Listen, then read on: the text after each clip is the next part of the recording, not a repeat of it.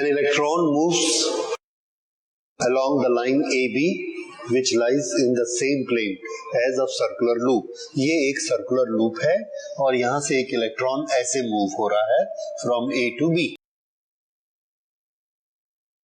As shown in the figure, what will be the direction of current induced if any in the loop? तो हमें दो बातें बतानी है कि इसमें करंट इंड्यूस होगी या नहीं होगी, दूसरा अगर होगी तो उसकी डायरेक्शन क्या होगी. इसकी डायरेक्शन क्या हो सकती है, या तो क्लॉकवाइज या एंटी क्लॉकवाइज. अब ये किस पर डिपेंड करता है. ओके, तो देखिए एक इलेक्ट्रॉन है जो यहां से यहां जा रहा है. नॉर्मली हम लोगों ने जो केसेस पढ़े हैं उसमें एक करंट कैरिंग कंडक्टर होता है. इसमें करंट कैरिंग कंडक्टर नहीं है, एक सिंगल इलेक्ट्रॉन है. ये थोड़ा सा इस क्वेश्चन में डिफरेंस है. ओके, सिंगल इलेक्ट्रॉन होने से क्या होगा,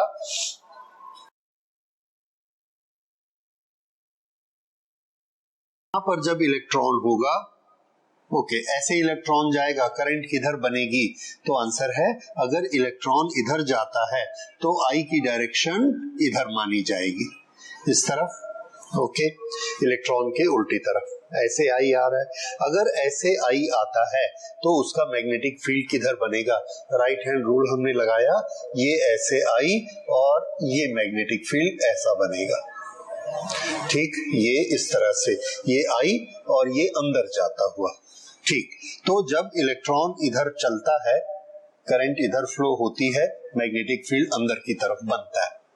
ये एक चीज हो गई. दूसरा, ये मैग्नेटिक फील्ड के कारण, इसके कारण फ्लक्स लिंक होगा. अब अगर वो फ्लक्स चेंज होगा तो इसमें इलेक्ट्रिक करंट फ्लो होगी, और अगर चेंज नहीं होगा तो करंट फ्लो नहीं होगी. अब मैग्नेटिक फील्ड इसके अंदर चेंज होगा कि नहीं होगा, फ्लक्स क्या होता है, देखिए E कब पैदा होता है, d phi by d t से. डी फाई कब होता है, ये फाई होता है B इंटू ए. और B कब पैदा होता है, तो B मैग्नेटिक फील्ड से पैदा, ये जो B मैग्नेटिक फील्ड है ये करंट से पैदा होता है, जो भी करंट का हमारा फॉर्मूला है, लेकिन ये हमको मालूम है कि मैग्नेटिक फील्ड करंट से बनता है. ओके, तो ये यहाँ पर मैग्नेटिक फील्ड जो बनेगा उसमें चेंजेस हो रहे हैं कि नहीं हो रहे, ये हमको देखना है. तो जब इलेक्ट्रॉन यहां पर है और यहां से यहां तक चलता है तो यहां एक करंट फ्लो हो रही है और ये इतनी दूर है. जब ये यहां से यहां तक आएगा तो फिर से करंट फ्लो हो रही है, पर अब करंट इतनी दूर है. जब ये यहां से यहां चलेगा तो करंट इतनी दूर है. इस तरह से आप ये देख रहे हैं कि, याद करिए बियो-सावर्ट्स लॉ. बियो-सावर्ट्स लॉ में हमने क्या पढ़ा था कि जो मैग्नेटिक फील्ड बनता है डीबी, उसका फॉर्मूला क्या होता है, mu not I sign theta. ये जो चीज है, ये थीटा, ये कहां पर होता है, तो आंसर है कि ये अगर आर है तो ये थीटा है. देखिए थीटा यहां अलग है, यहां अलग है, यहां अलग है, यहां पर 90 हो गया. अब जैसे जैसे थीटा की वैल्यू चेंज होती जाएगी वैसे वैसे डीबी भी चेंज होगा. अगर मैग्नेटिक फील्ड चेंज होगा तो फ्लक्स चेंज होगा, और अगर फ्लक्स चेंज होगा तो ईएमएफ बनेगा, करंट फ्लो होगी. ये रीजन है कि करंट फ्लो के लिए हम क्या बोलेंगे, यस करंट फ्लो होगी. तो ये करंट फ्लो होने का रीजन क्या है, ये वाला थीटा लगातार बदल रहा है. अगर यहाँ पर करंट फ्लो होते रहती और ये सारे के सारे इलेक्ट्रॉन एक साथ ऐसा चलते रहते जैसे कि करंट में चलते हैं, तो इंडक्शन नहीं होता. क्यों, क्योंकि उसमें d phi by d t हमको नहीं मिलता. लेकिन एक सिंगल इलेक्ट्रॉन है, सिंगल पार्टिकल जब ऐसे चलता है तो इसका ये बीडीएल करंट एलिमेंट, ये करंट एलिमेंट, ये करंट एलिमेंट, हर करंट एलिमेंट अलग अलग एंगल बनाता है, उसके कारण B की वैल्यू चेंज होती है, और उस चेंज होने के कारण इसमें ईएमएफ बनेगा और करंट बनेगी। अब देखिए जो चेंज होता है वो कैसा है, जब ये इसके पास पहुंचता है थीटा की वैल्यू बढ़ते जाती है और उसके कारण ये तेजी से चेंज होता है। जब इसमें b की वैल्यू बढ़ रही है तो करंट की कोई एक पर्टिकुलर डायरेक्शन आएगी, लेकिन जब इलेक्ट्रॉन यहां से दूर जाएगा तो क्या होगा, तो आंसर है कि यहां पर से ये दूरी बढ़ते जा रही है तो dB की वैल्यू कम होते जाएगी। अगर dB की वैल्यू कम होगी तो उसको सपोर्ट करने के लिए ये dB की वैल्यू कम होगी तो करंट की वैल्यू भी कम होती चली जाएगी और उसकी डायरेक्शन उल्टी हो जाएगी। यहां पर बढ़ रहा है तो एक डायरेक्शन में और यहां पर कम हो रहा है तो अपोजिट डायरेक्शन में। इसलिए दो चीजें इसमें होंगी, एक करंट बनेगी, दूसरा पहले उसकी डायरेक्शन अलग होगी जब तक यहां से ये बढ़ रहा है और बाद में इसकी डायरेक्शन कम होगी। हमको जो इसके आंसर्स दिए हैं उसमें क्या क्या है, नो करंट, ये गलत हो गया, करंट फ्लो होगी क्योंकि फाई चेंज हो रहा है।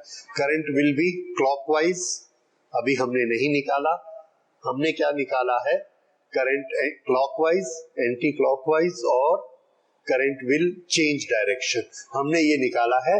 यहां से यहां b बढ़ता है और यहां से यहां b कम होता है। करंट की डायरेक्शन यही रहती है, इलेक्ट्रॉन की डायरेक्शन थ्रू आउट यही रहती है, एक बार b बढ़ता है एक बार कम होता है, इस क्योंकि इलेक्ट्रॉन इधर जा रहा है। करंट जब इधर फ्लो होती है तो ऐसा मैग्नेटिक फील्ड बनता है, तो यहां से यहां तक ये करंट इंक्रीज हो रही है।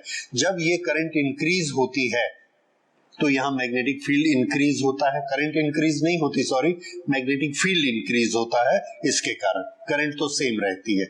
ओके, मैग्नेटिक फील्ड इंक्रीज होता है अंदर की तरफ, तो ये क्या करेगा, एक मैग्नेटिक फील्ड बनाएगा बाहर की तरफ अपोज करने के लिए, और बाहर बनाने के लिए ऐसे करंट फ्लो कराएगा, ये तो पहले करंट कैसे फ्लो हुई, this will be anti clockwise, ये पहले इंस्टेंस में एंटी क्लॉकवाइज। अब जब ये यहां से यहां जा रहा है, अभी भी करंट ऐसे जा रही है लेकिन मैग्नेटिक फील्ड कम हो रहा है और डायरेक्शन मैग्नेटिक फील्ड की अभी भी अंदर है लेकिन इसकी क्वांटिटी कम हो रही है। तो जब इसका मैग्नेटिक फील्ड कम होने लगेगा तो लेंजेस लॉ क्या कहता है कि ये मैग्नेटिक फील्ड को सपोर्ट करेगा कि वो चेंज मत हो, तो ये भी मैग्नेटिक फील्ड अंदर की तरफ बनाएगा।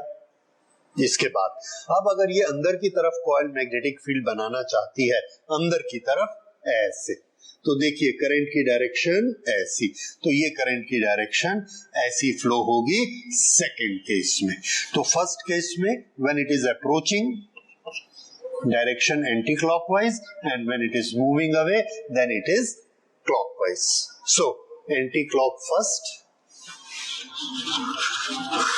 First half anti-clock, second half clockwise. Okay, so now it is the complete situation is very clear. तो इसलिए हमारा राइट ऑप्शन ये होगा। तो ये पहला क्वेश्चन देखिए, an AC voltage source of variable angular frequency omega and fixed amplitude V connected to in series with a capacitance C and an electric bulb of resistance R.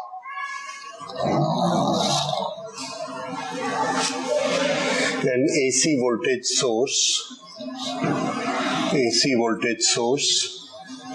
connected to a capacitance C and a bulb resistance R.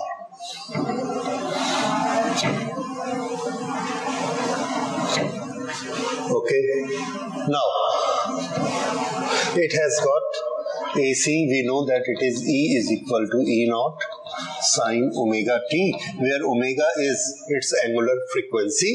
Okay, now with a capacitance C and an electric bulb, this. When omega is increased, the bulb glows dimmer, bulb glows brighter, independent of, and total impedance of the circuit increase. Omega को क्या कर रहे हैं? When omega is increased, this is our condition. Okay, तो इसमें हम देखते हैं ओमेगा इंक्रीज करने से क्या होगा.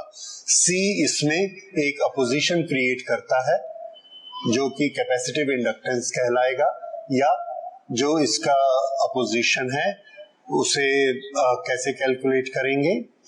That is Z is equal to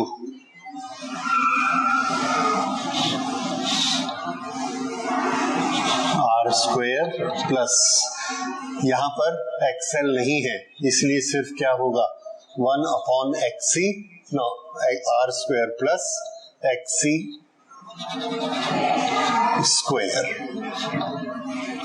okay, main formula आपको याद है, that is Z is equal to R square plus XL minus XC square. अब XL नहीं है इसीलिए माइनस XC का स्क्वायर XC स्क्वायर हो गया और उसको हमने वैसा ही लिख लिया. ओके, ये कैपेसिटिव का फॉर्मूला हो गया.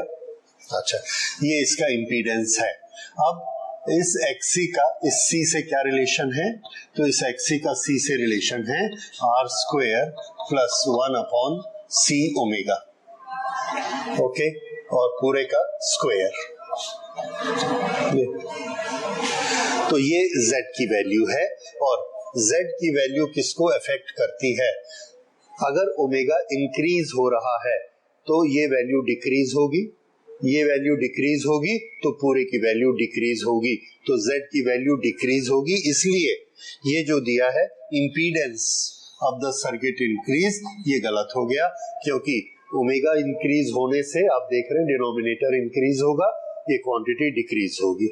अब ये तीन चीजें, टोटल इंपीडेंस अनचेंज्ड, ये भी गलत हो गया क्योंकि ओमेगा चेंज होने से इंपीडेंस चेंज होगा. अब हमारे पास दो ऑप्शन, डिमर और ब्राइटर.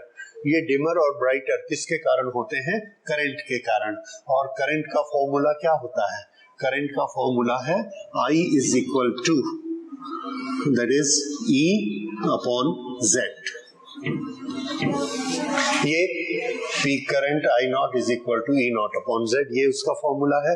ओके, दैट मीन्स अगर Z इंक्रीज होगा तो I कम हो जाएगा और Z डिक्रीज होगा तो I. अब हम ओमेगा को इंक्रीज कर रहे हैं, ओमेगा इंक्रीज, ये हमको क्वेश्चन में दिया है. अगर ओमेगा इंक्रीज होगा that will lead to Z decrease, और यहां अगर Z डिक्रीज होता है देन I will increase, और अगर I इंक्रीज होता है तो क्या होगा? Bulb will glow brighter.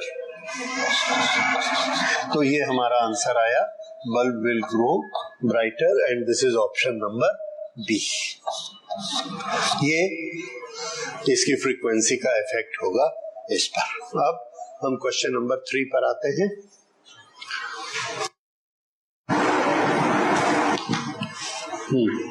See this question.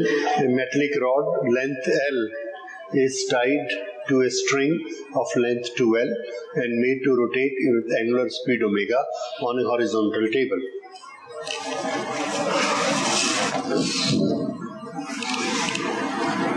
ये एक स्ट्रिंग है 2L, इसके साथ एक मेटलिक रॉड बांधी हुई है, ये मेटलिक रॉड, और इसकी लेंथ है L.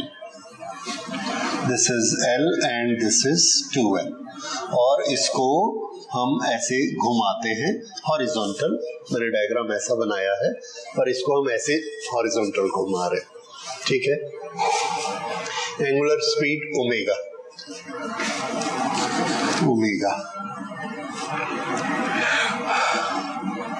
with one end of string fixed, ये fixed है, center of rotation. If there is a vertical magnetic field B in the region. This is B, और ये जब ऐसे घूमेगा तो इस B को ऐसे काटते हुए जाएगा तो इसमें मोशनल ईएमएफ बनेगा, और मोशनल ईएमएफ का फॉर्मूला आपको याद है. मोशनल ईएमएफ E हमने प्रूफ किया हुआ है, हाफ, इसके दो फॉर्मूले आपने याद किए हुए हैं, एक B l v square where V is the velocity of the last point, और दूसरा हमने किया है, ये लीनियर मोशन की वेलोसिटी है लास्ट पॉइंट की, दूसरा हमने किया हुआ है सर्कुलर मोशन की वेलोसिटी से v is equal to r omega, that is l omega. तो ये हमने किया था, sorry, this is half B l v, और इसकी वैल्यू जब v is equal to r omega that is equal to l omega रखते हैं तो ये हो जाता है half B l square omega. Half B l square omega, इन्होंने बार बार इसको बी ओमेगा एल स्क्वायर लिखा है, we can also write it that way. Okay, ये ई का फॉर्मूला है जिसमें एल क्या है, उस आर्म की लेंथ जो कि घूम रही है, ये यहां से यहां तक. ये अब देखिए हमको क्या पूछा जा रहा है, the EMF induced across the ends of the rods, ये पूछा जा रहा है, ends of the rod, और रॉड इसमें सिर्फ इतनी है, ये रॉड है, तो इन दोनों के बीच का EMF हमको चाहिए, और यहां से लेके यहां तक का ये फॉर्मूला है. तो ये वाला EMF कैसे निकलेगा, अब हम तो फॉर्मूले में निकालते हैं हमेशा सेंटर से जितना दूर है उसका EMF, तो इसका बड़ा सिंपल तरीका है, यहां से यहां तक का EMF निकालते हैं, we will call it E1, और यहां से लेके यहां तक का EMF निकालते हैं, this we will call E2, then we will make E1 minus E2, that will be the potential difference between these two. So E1 is equal to half B omega, omega तो सबके लिए एक ही है, L square, ये length कितनी है 2l plus l, 3l square. E2 is equal to half B omega, और यहां से यहां तक है 2l, so this is 2l square. Okay, तो E1 माइनस E2 कितना हुआ, E1 माइनस E2 कर दिया, E1 minus E2 is equal to half B omega is common, and here we have 3l whole square, this is equal to 9l square minus 4l square, so this is equal to 5l square,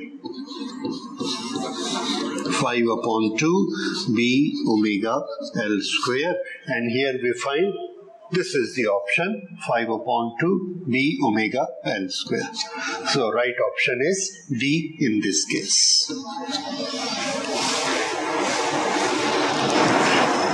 See the next question. The graph shows variation in magnetic flux with time through a coil. There is a coil, और इस coil पे पड़ने वाला flux change हो रहा है लगातार, और उसको हमने ये ग्राफ से दिखाया है, this is flux, this is time. Okay, which of the statement given below is not correct, not correct निकालना है, इसका मतलब हमको हर स्टेटमेंट चेक करना है, जो करेक्ट होंगे उसको करेक्ट लिखेंगे, जो नॉट करेक्ट होगा that will be our answer. तो शुरू करते हैं. हम लोगों को एक चीज पता है कि EMF का फॉर्मूला क्या होता है, induced EMF is equal to d phi by d t. Phi में फ्लक्स में चेंज होता है तो EMF बनता है, d phi d t slope होता है. Okay, there is a change in direction as well as in magnitude of the induced EMF between C and E. C और E इनका ये कहना है कि इसमें डायरेक्शन भी चेंज होगी और मैग्नीट्यूड भी चेंज होगा. तो देखिए, C से E तक आने के लिए पहले हम जाते हैं C से D. C से D तक जाएंगे तो यहाँ पर फ्लक्स की वैल्यू कितनी है, 0. तो d फाई की वैल्यू क्या होगी, final value of this that is -φ1, initial value 0, so this is change in flux. क्यों? ये हमें चाहिए। तो ये चेंज इन फ्लक्स हमें कैसा मिला? -5 - 0 इज इक्वल टू -5। ठीक है। जब हम D से E आते हैं तो चेंज इन फ्लक्स कैसा होता है? ये चेंज इन फ्लक्स कहां से कहां तक है? C to D। अब आइए D to E, D से लेके E तक, D से E तक फाइनल वैल्यू क्या है? 0 माइनस इनिशियल वैल्यू क्या है? Initial value -5 initial value, and this is +5। तो C से D तक हमारा चेंज हुआ -5 और D से E तक चेंज हुआ +5। तो एक बार यहाँ -5 रखेंगे, एक बार +5 रखेंगे, तो E एक बार पॉजिटिव आएगा और एक बार नेगेटिव आएगा, यानी E की डायरेक्शन चेंज होगी। एक बार एक E इस तरफ रहेगा, दूसरी बार इस तरफ रहेगा। So there is a change in direction, this is correct, there is a change in direction. अब change in magnitude, change in magnitude d∅dt slope से बनता है। यहां पर देखिए स्लोप बहुत ज्यादा है, यहां स्लोप और कम है, यहां स्लोप बहुत ही कम है, और यहां पर फिर स्लोप थोड़ा सा बढ़ गया, फिर स्लोप थोड़ा सा बढ़ गया। तो जैसे जैसे स्लोप चेंज होता है वैसे वैसे E की वैल्यू भी चेंज होगी। सो E is continuously changing. So magnitude, there is a change in magnitude of the induced EMF. This statement is also correct. So this whole statement is correct. Okay, see the second statement. Magnitude of the induced EMF is maximum between C and D. C and D induced EMF किससे decide होता है? dt छोटा होना चाहिए। यहां पर हम देखते हैं यहां से लेके यहां तक ये dt इतना बड़ा है, ये इसका स्लोप है, और C से D तक अगर हम आते हैं तो यहां पर हम देखते हैं स्लोप बहुत ही शार्प है। बड़े छोटे से dt के लिए इतना ज्यादा फॉल हो रहा है। सो यहां पर d∅dt की वैल्यू बहुत ज्यादा होगी, यानी EMF बहुत ज्यादा होगा। सो C to D तक आने के लिए ये जो स्लोप यहां पर आ रहा है, this gives the maximum EMF। So the magnitude of induced maximum C and D, this is also correct. Third, there is a change in the direction as well as magnitude induced EMF between A and C। अब A से C तक आइए, यहां से 0, ये +5, 0 to +5 change हुआ, और यहाँ +5 to 0, ये वाला कैसा चेंज है? ये उल्टा चेंज है। तो यहाँ पर हमारा चेंज क्या है? 5 - 0, दिस इज इक्वल टू +5। यहां से यहां तक d∅ कैसे निकालेंगे? Final value 0 minus initial value 5, this is -5। तो यहां पर जो EMF निकलेगा वो किसके प्रोपोर्शनेट होगा? +5 के। यहाँ किसके प्रोपोर्शनेट होगा? -5 के। तो दोनों E की डायरेक्शन उल्टी हो जाएगी। ये देखिए यहाँ पर d∅ +5 है और यहाँ पर d∅ -5 है, तो E की डायरेक्शन यहाँ से यहाँ तक अलग होगी, यहाँ से यहाँ तक उल्टी हो जाएगी। There will be a change, there is a change in direction, correct है। और मैग्नीट्यूड क्यों चेंज होगा? यहाँ का स्लोप देखिए और यहाँ का, यहाँ पर तो स्लोप बहुत ही ज्यादा है और यहाँ पर इससे कम स्लोप है, और स्लोप हमको क्या देता है? EMF की वैल्यू। इसने इतना टाइम लिया और इसने B से C तक आने से इतना कम टाइम लिया, तो ये वाला EMF बहुत ज्यादा होगा और ये वाला EMF बहुत कम होगा, स्लोप कम है। So there is a change in magnitude, there is a change in magnitude, correct है। डायरेक्शन में चेंज अभी बताया, वो भी करेक्ट है। तो ये स्टेटमेंट भी करेक्ट है। अब ये 3 स्टेटमेंट करेक्ट है, चौथे को हमको प्रूफ करना पड़ेगा कि ये इनकरेक्ट है। Induced EMF is 0 at B पर आइए, B से जाके ये ग्राफ नीचे की तरफ मुड़ता है। अब यहां से हम यहां जाते हैं, फाई की वैल्यू में चेंज है, फाई की वैल्यू में चेंज है, फाई की वैल्यू में चेंज है, ऐसे यहां पहुंचते हैं बी के एक पॉइंट नीचे। तो जब हम बी के एक पॉइंट नीचे जाते हैं, ये फाई चेंज हुआ और अब ये फाई कम होना चेंज हो गया। तो अब बताइए, अगर हम यहां से यहां तक आते हैं तो फाई में लगातार चेंज हो रहा है कि नहीं? तो आंसर है लगातार चेंज हो रहा है। इसके लिए आपको एग्जांपल याद रखिए, जब हम एक बॉल को ऊपर की तरफ थ्रो करते हैं, उस पर एक्सेलरेशन जी नीचे की तरफ काम करता है, उसकी वेलोसिटी जाते जाते जाते जीरो हो जाएगी और उसके बाद फिर उसकी वेलोसिटी नीचे आने लगेगी। इसमें बहुत कॉमनली ये पूछा जाता है कि जब ये पॉइंट सबसे ऊपर होगा उस समय एक्सेलरेशन की क्या वैल्यू होगी, वो जी होगी या जीरो होगी? और हमको सबको आंसर मालूम है कि उसकी वैल्यू जी होगी, जीरो नहीं होती है। तो जब भी कोई चीज ये ईएमएफ यहां जाकर ऐसा मुड़ेगा तो चेंज तो हो रहा है, ये यहां से यहां से यहां से ये बढ़ रहा है और फिर कम हो रहा है। तो भले बढ़े भले कम हो, दोनों केसेस में ई बनता ही है, इसलिए ई यहां पर बनेगा तो ई की वैल्यू जीरो नहीं होगी, because change is continuous. So at B, change in flux is continuous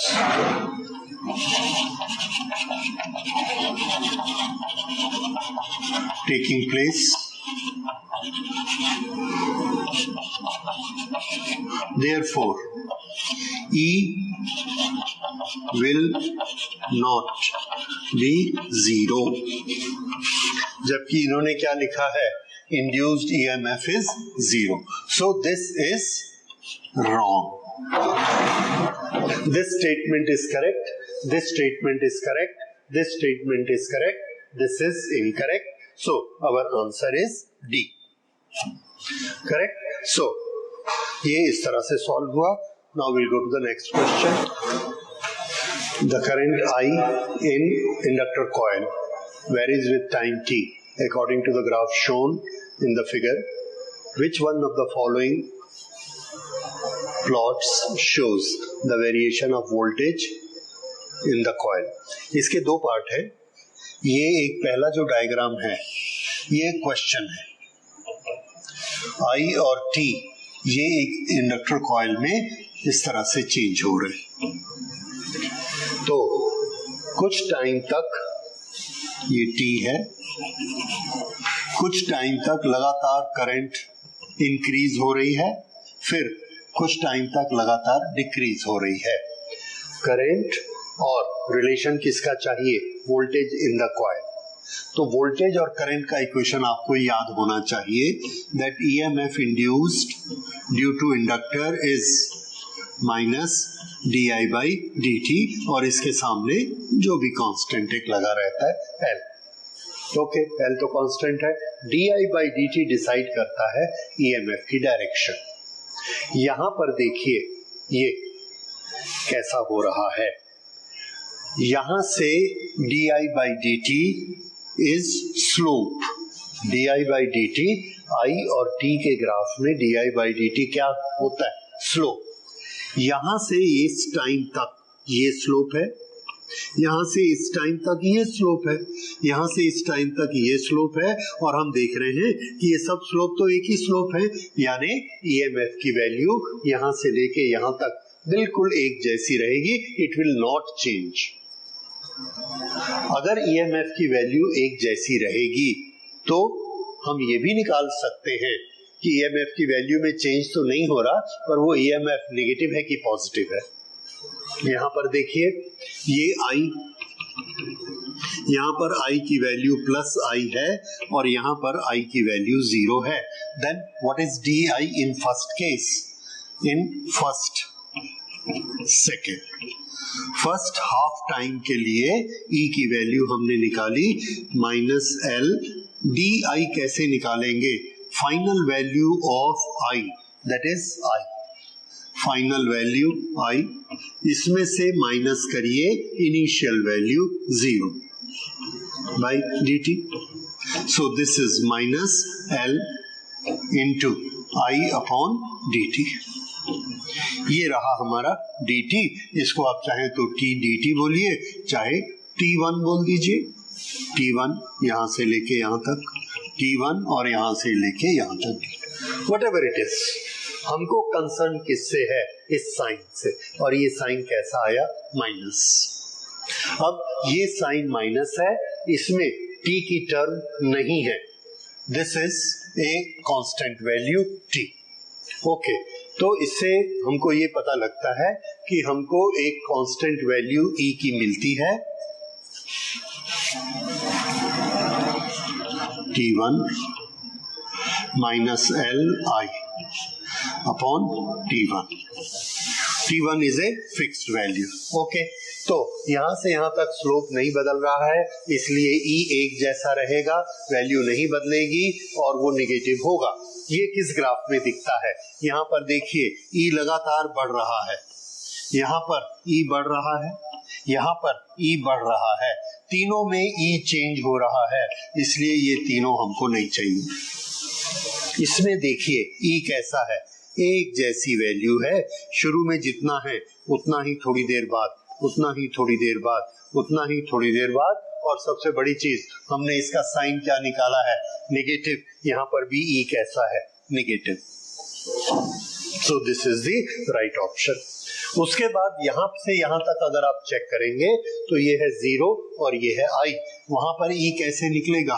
e is equal to minus L d I, change in current, final value 0, initial value plus i, this is divided by t2, minus into minus, that is plus L I t2। अब देखिए e कैसा है? Positive, और ये भी slope एक जैसा है, और इसमें भी वेरिएबल टर्म t नहीं है, तो e कैसा रहेगा? Constant uniform.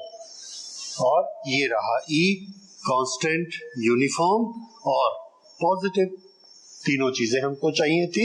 So this is the right option. Okay, now let's go to the next question. Two identical circular loops of metal wire are lying without touching each other. Loop A carries the current which increases with time. In response, the loop B will remain stationary, attached, attracted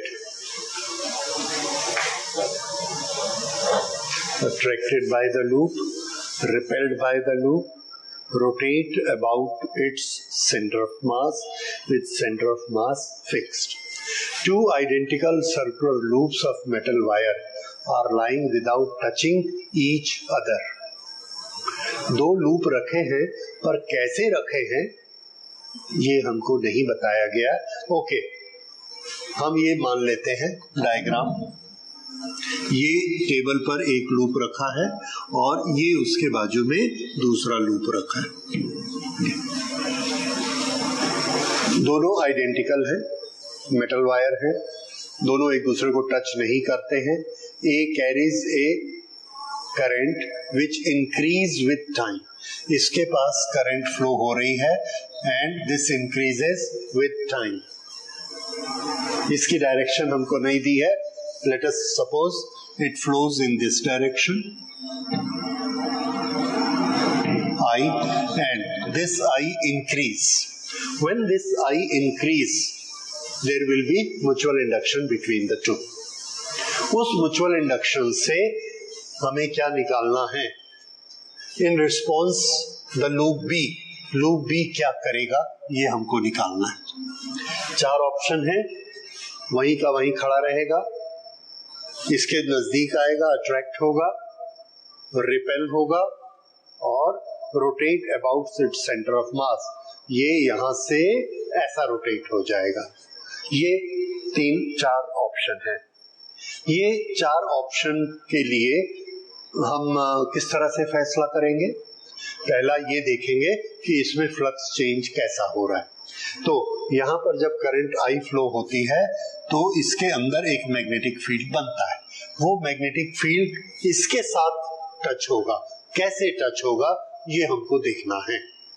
तो देखिए यहाँ से magnetic field इसके चारों तरफ बनेगा, अगर ये करंट नीचे जा रही है तो मैग्नेटिक फील्ड ऐसा बनेगा, ये, ठीक।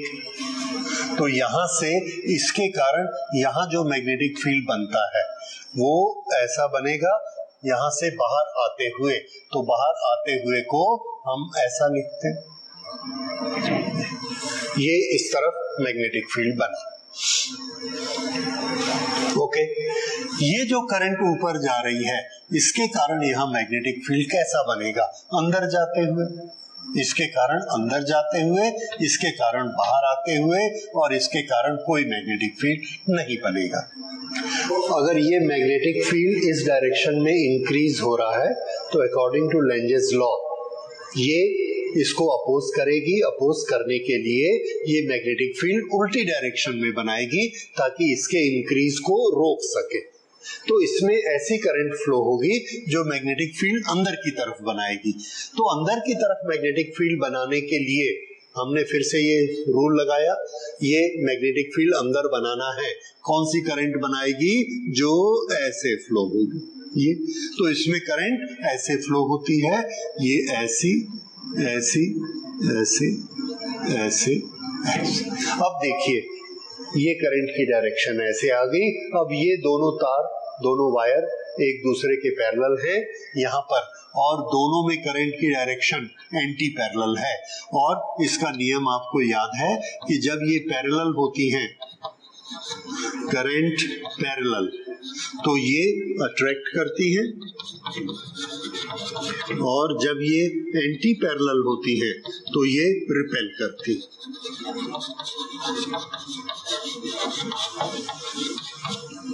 फिर से आप देखिए, इसमें इस डायरेक्शन में हमने एक पर्टिकुलर डायरेक्शन में करंट ली और इस पर इफेक्ट इसका ज्यादा होगा क्योंकि ये नजदीक है और ये दूर है।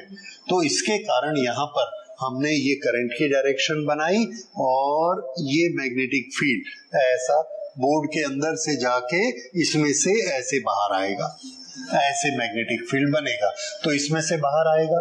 अब करंट बढ़ रही है तो ये मैग्नेटिक फील्ड भी बढ़ेगा। जब ये मैग्नेटिक फील्ड बढ़ेगा तो लेंजेस लॉ से ये उल्टा मैग्नेटिक फील्ड बनाएगी, उसको कम करने के लिए ये ऐसी करंट फ्लो कराएगा जो कि उल्टा बी अंदर की तरफ बनाएगी। अब अगर अंदर की तरफ बी बनाना है तो इसको करंट ऐसे फ्लो करानी पड़ेगी, तो ये ऐसे करंट फ्लो कराएगा, ठीक है। तो इस तरह से जब इसने ऐसी करंट फ्लो कराई तो इस लोकेशन पर देखिए, इस लोकेशन पर दोनों की डायरेक्शन एक दूसरे के अपोजिट हो गई।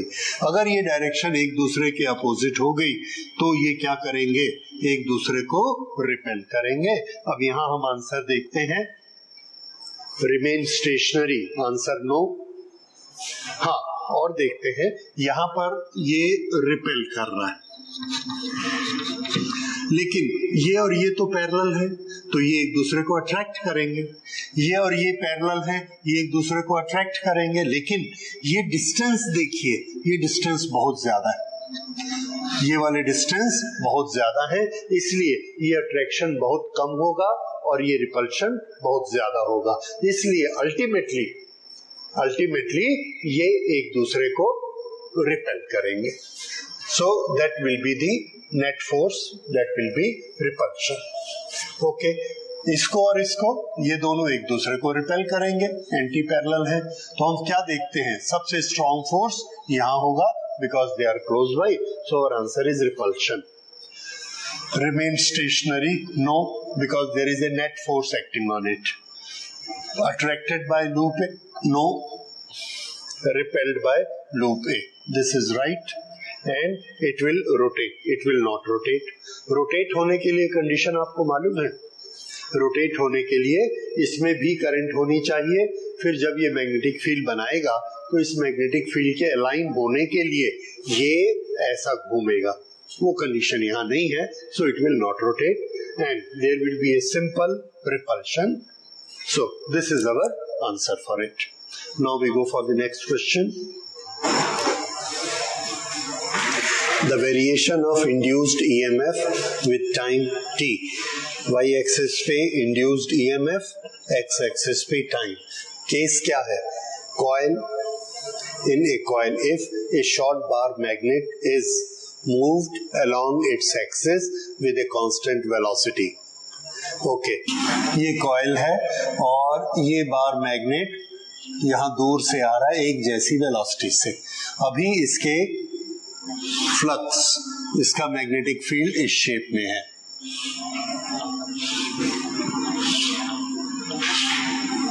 ये और ये ऐसे चलते जा रहा है।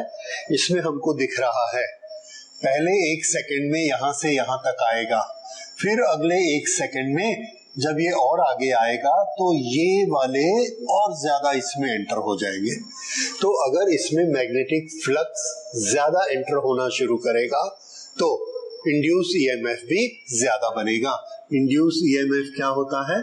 D phi by d t, और ये होता है B into A d T.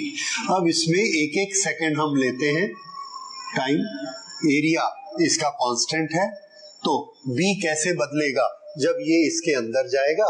अभी सिर्फ 3 लाइन है, 1 सेकंड बाद 6 लाइन हो जाएगी। अगर 1 सेकंड बाद 6 लाइन हो जाएगी तो ईएमएफ बढ़ जाएगा, पर उसके 1 सेकंड के बाद 9 लाइन नहीं होगी, 12 लाइन हो जाएगी। यानी अगले 1 सेकंड में जो ईएमएफ बढ़ेगा वो और ज्यादा बढ़ेगा। उससे अगले 1 सेकंड में हो सकता है 12 की जगह 36 लाइन हो जाएगी, 36। तो ईएमएफ और तेजी से बढ़ेगा क्योंकि ये हजारों लाइनें यहां से निकल रही और उनकी डायरेक्शन ऐसे फैली हुई है। जैसे जैसे ये नजदीक जाएगा इसका ईएमएफ तेजी के साथ बढ़ता जाएगा। अच्छा, तो ईएमएफ बढ़ेगा, लेकिन उसकी डायरेक्शन कैसी होगी? निगेटिव। तो निगेटिव ईएमएफ बन रहा है और बढ़ रहा है, ये 2 चीजें हमें पता लगी। यहां देखिए ईएमएफ पॉजिटिव है और पॉजिटिव से कम हो रहा है। हमने क्या बोला? निगेटिव है और बढ़ेगा, इसलिए कैंसल। इसे देखिए पॉजिटिव है और बढ़ रहा है। बढ़ रहा वाली बात ठीक है, लेकिन पॉजिटिव नहीं है। अब ये 2 बचे, ये भी पॉजिटिव है,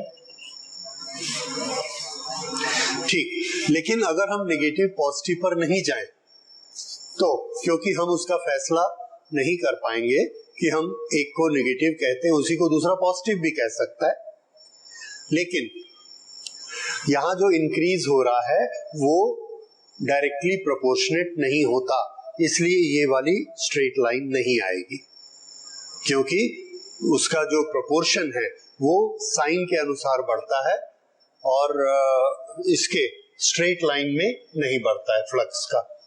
ओके, इसलिए वो तो नहीं होगा। अब इसका क्या प्रूफ है? हमने बोला कि ये कैसा होना चाहिए? नेगेटिव।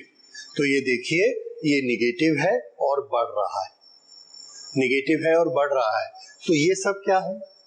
तो इसका आंसर देखिए, जब ये ऐसे आगे बढ़ेगा तो आगे बढ़ के कहां चला जाएगा? इसके अंदर। ऐसा चल रहा है ना, इन्होंने कहीं लिखा नहीं है कि जाके रुक जाएगा, ये एक्सिस पे चल रहा है, इसके अंदर पहुंच गया। अब इसके अंदर पहुंच गया तो इधर से जितना इसने इसको टच किया है उतना ही इसने भी टच किया है। तो इधर से अगर पॉजिटिव फ्लक्स लेते हैं तो इधर से नेगेटिव फ्लक्स है। ये बाहर जाते हुए कॉइल से, ये अंदर आते हुए, तो नेट फ्लक्स क्या हो गया? 0। तो जब अगर नेट फ्लक्स 0 हो गया तो ई कितना हो जाएगा? 0, जब तक वो यहां से लेके यहां से निकलता नहीं। उतनी देर तक फ्लक्स में कोई चेंज नहीं है, जितना प्लस उतना माइनस, उतनी देर तक। तो उतनी देर तक ई कैसा रहेगा? 0। ये देखिए 0 बढ़ा और जैसे ही उसके अंदर घुसा कम होना शुरू हो गया और लास्ट में कहां पहुंच गया?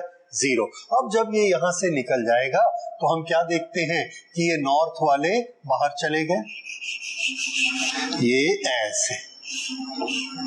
अब इसके 100% इससे टच हो रहे हैं और ये वाले बाहर निकलने वाले बहुत कम हो गए। तो अब क्या होता है कि ये बड़ी तेजी से फिर से इसके साथ, ये अभी 2 कॉइल से टच हुआ, ये और आगे गया 4 कॉइल से टच होगा और आगे गया 5 कॉइल से टच होगा तो ये बढ़ते जाएगा ईएमएफ। उसके बाद जब ये बाहर निकल जाएगा और बाहर निकल के ऐसे दूर जाने लगेगा,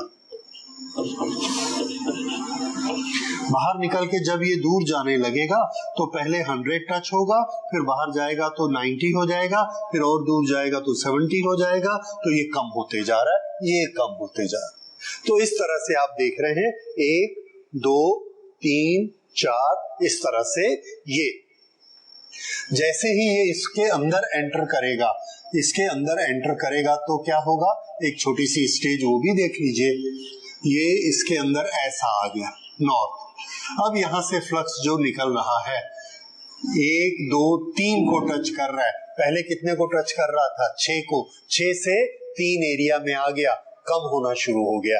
ये कहां है, तो ये 2 2 1 1 ये 0 3 3 ये वाला बाहर निकल रहा है, तो ये स्टेज है 4 4।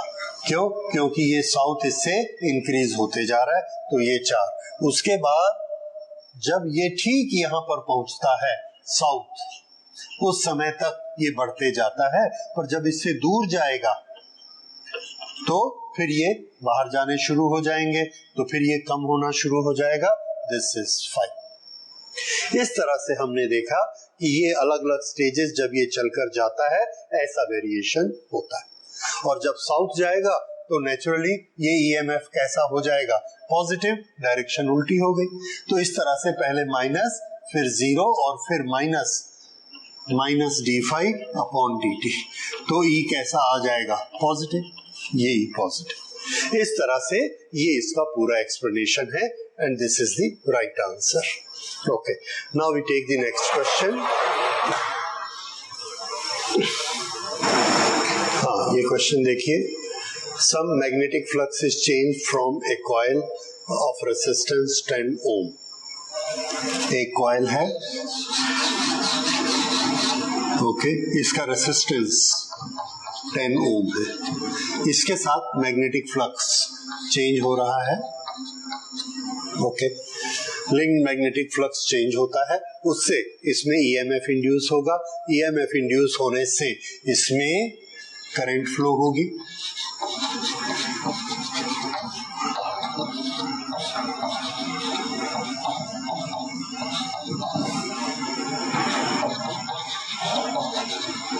ये करंट का फॉर्मूला होता है।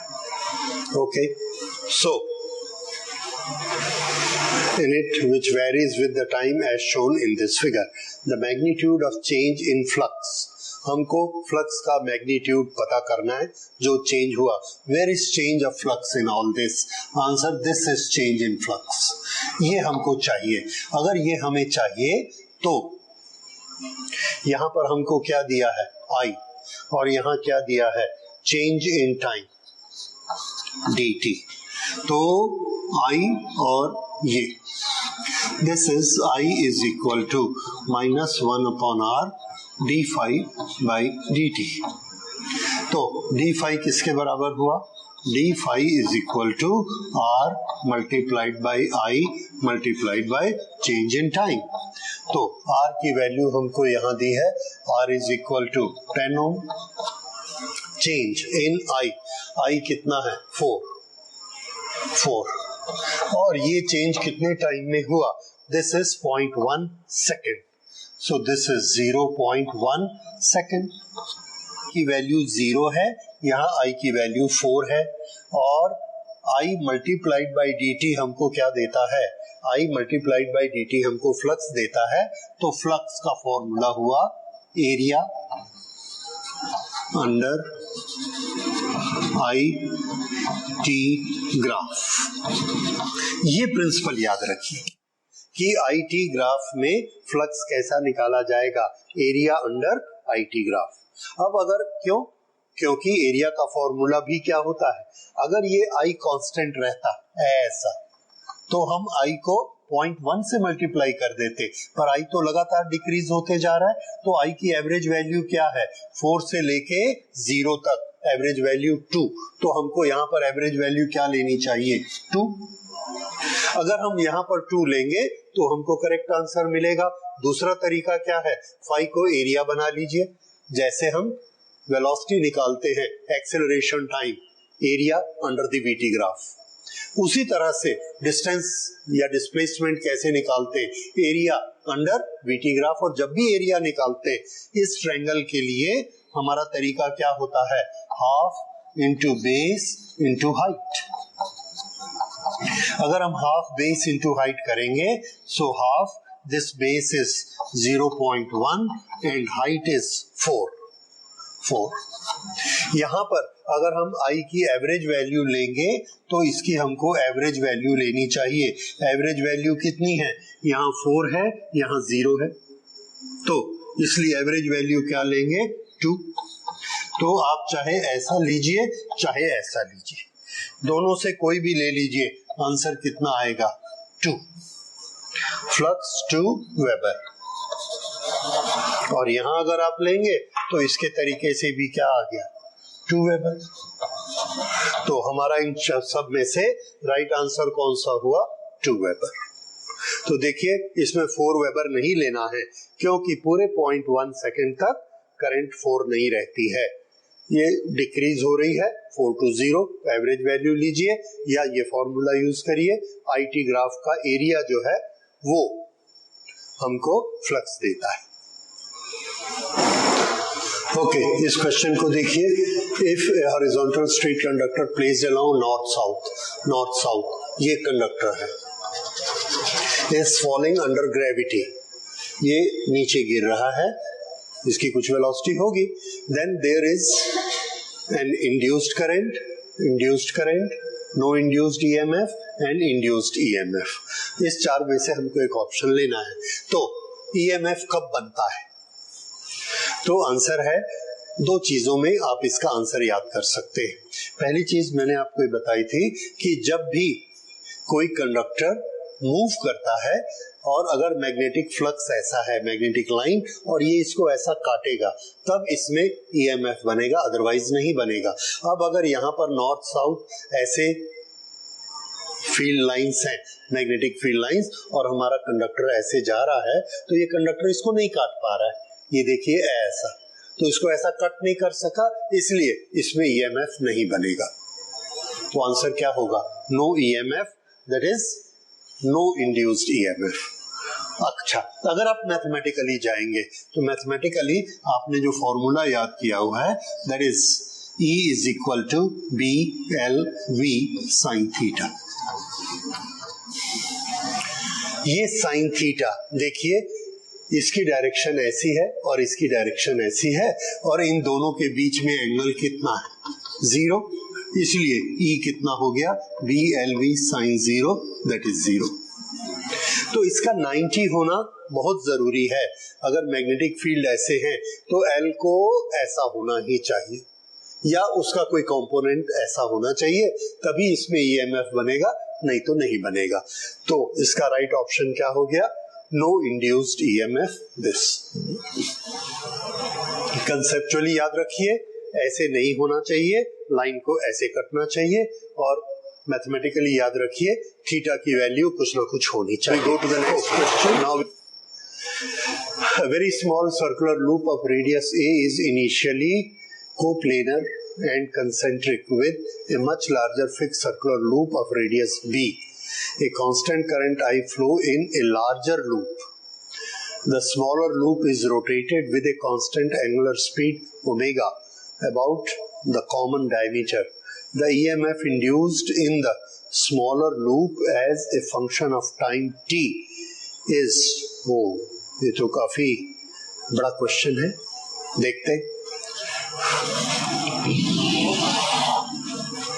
A very small circular loop of radius a coplanar with the concentric with a much larger circular loop of radius b. ये radius b और ये एक छोटा सा है, इसका रेडियस a। ओके,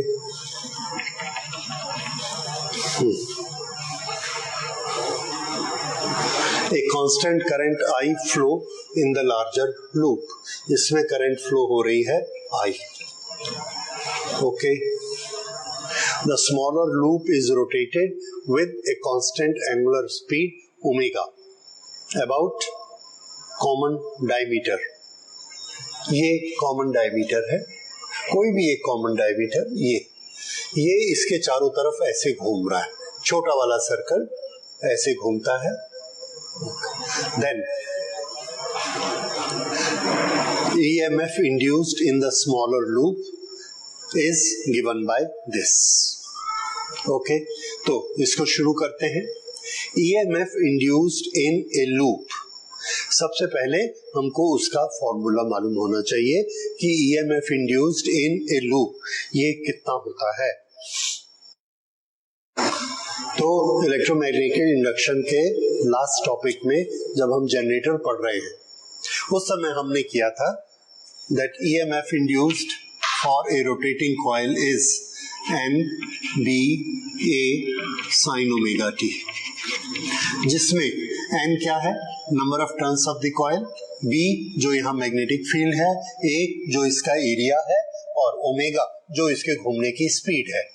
ओके, ये सब वैल्यूज हम यहाँ पर रखते हैं. तो इसमें नंबर ऑफ टर्न्स कितनी है, देखिए हमको E की किसका निकालना है, इसमें जो इंड्यूस हो रहा है. तो इसमें नंबर ऑफ टर्न्स कितनी है, 1, so this will write as 1. B यहाँ पर मैग्नेटिक फील्ड कितना है, तो आंसर है ये मैग्नेटिक फील्ड कौन क्रिएट कर रहा है, तो ये मैग्नेटिक फील्ड ये क्रिएट कर रही है ये बड़ी वाली कॉइल. बड़ी वाली कॉइल कितना मैग्नेटिक फील्ड क्रिएट करती है, तो उसका फॉर्मूला हमको मालूम है. When current i flow in A coil, when current i flow in A coil, the magnetic field created is mu not I upon 2r, और इसका रेडियस कितना है, तो आंसर है इसका रेडियस है b, 2b. उसके बाद a कौन है, एरिया, जो कॉइल घूम रही है ये, इस कॉइल का एरिया.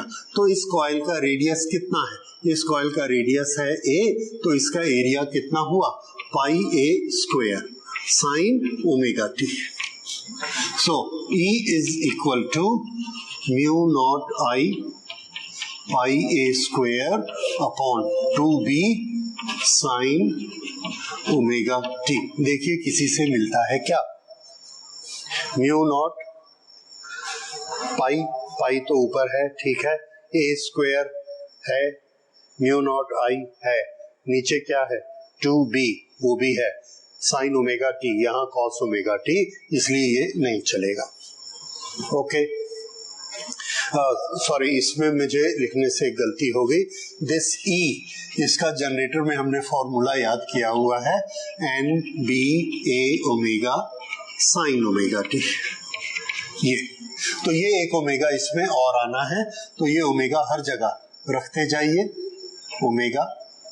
सो ये यहां पर भी आ जाएगा omega sine omega T. Okay, तो अब देखिए ये कॉस है वो साइन है, यहां पर omega sine omega square T square ये भी नहीं है, ये पाई a square mu not I 2b, correct, omega sine omega T, omega sine omega T. और यहां पर क्या गलती है, साइन स्क्वायर नहीं चाहिए. तो आप देखिए ये करेक्ट आंसर इसका आ गया. तो ये वाला सम इस तरह से बनेगा.